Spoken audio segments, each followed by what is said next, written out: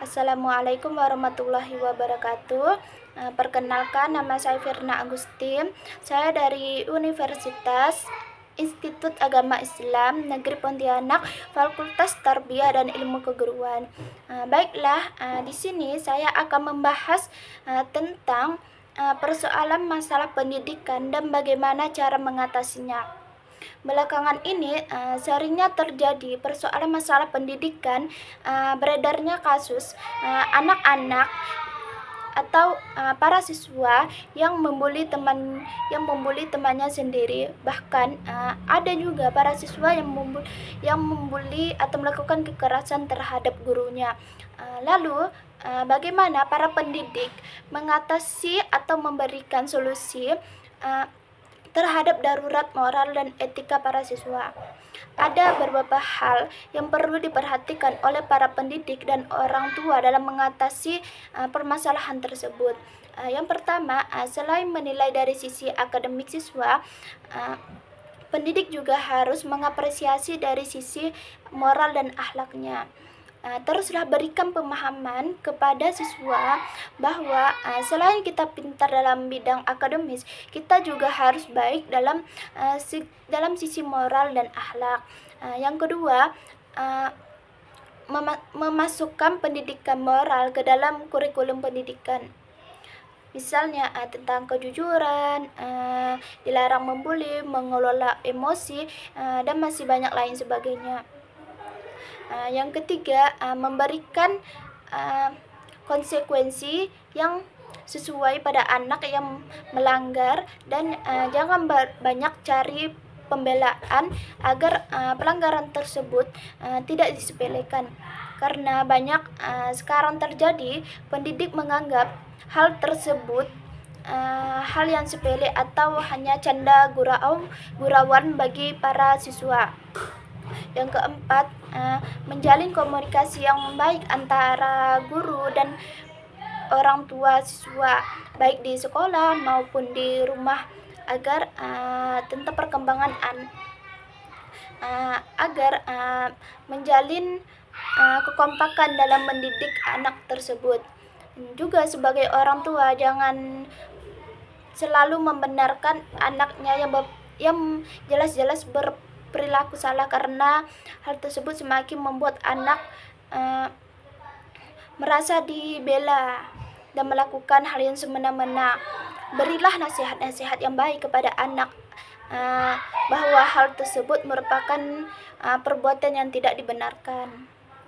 Nah, dengan adanya solusi tersebut, setidaknya dapat mengurangi pada anak yang sering terjadi belakangan ini. Pembahasan selanjutnya yaitu pembahasan tentang apa urgensi perkembangan kurikulum. Dalam perkembangannya, kurikulum harus memperhatikan landasan-landasan yang ada, yaitu seperti landasan filosofis, landasan psikologis, landasan sosiologis, dan landasan ilmu pengetahuan dan teknologi. Landasan filosofis mengandung arti bahwa pendidik senantiasa berhubungan dengan manusia, baik sebagai subjek, objek, maupun sebagai pengelola. Dengan demikian, pendidikan senantiasa berintikan interaksi antar manusia.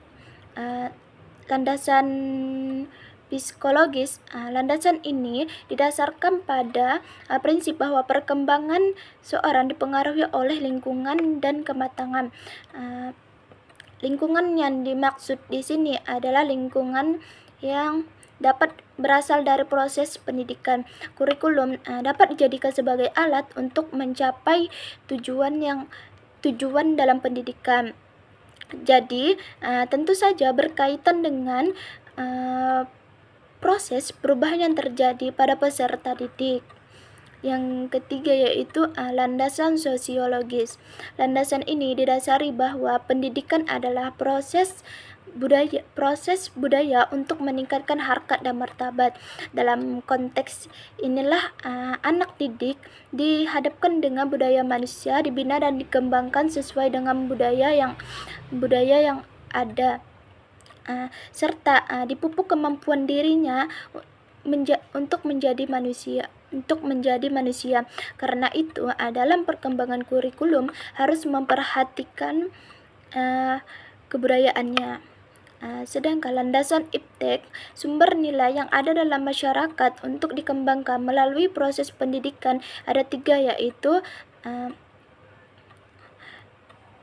logika, estetika, dan etika. Sebagai akibat dari kemajuan iptek yang ada, hakikatnya adalah hasil kebudayaan manusia, maka kehidupan manusia semakin luas, semakin meningkat, sehingga tuntunan hidup pun semakin tinggi. Dalam perkembangan dan perubahan-perubahan yang ada dalam kurikulum dimaksudkan untuk menjadi yang lebih baik dari kurikulum yang sebelumnya. Baiklah, pembahasan selanjutnya. Mengapa dengan pengembangan teknologi yang semakin pesat, SDM malah semakin rendah? Baiklah, di sini saya akan menjawab, yaitu walaupun perkembangan teknologi dapat mempengaruhi pengaruh positif, tapi juga tidak menutup kemungkinan bahwa perkembangan teknologi juga mempengaruhi pengaruh negatif. Ada beberapa yang dapat saya ambil dari dampak negatif perkembangan teknologi terhadap SDM yang ada. Pertama yaitu dampak negatif teknologi adalah kurangnya SDM dikarenakan banyak bidang pekerjaan diambil oleh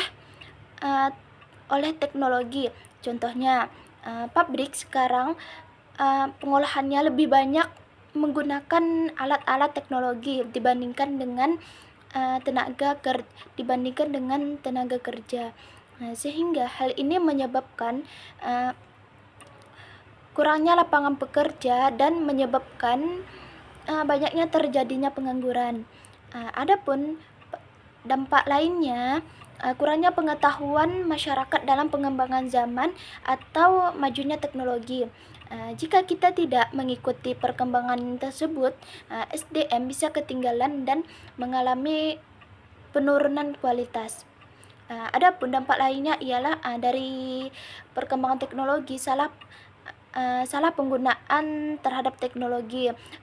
Salah satu contohnya yaitu seperti handphone.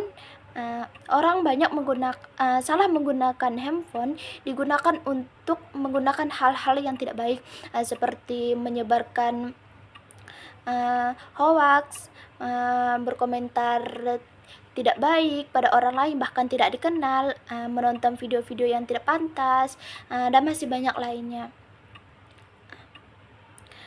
Adapun dampak lainnya, penggunaan teknologi yang berlebihan, terutama di kalangan muda, dapat mengurangi kemampuan dalam berinteraksi secara langsung. Misalnya menghabiskan waktu banyak di sosial media, atau bermain game dapat mengurangi komunikasi, menonton video yang tidak jelas, dan masih banyak lainnya. Perkembangan teknologi yang saat ini semakin pesat, namun adanya hal ini juga dapat membawa dampak negatif. Maka dari itu, kita harus memanfaatkan teknologi semakin baik agar tidak berdampak buruk bagi diri sendiri.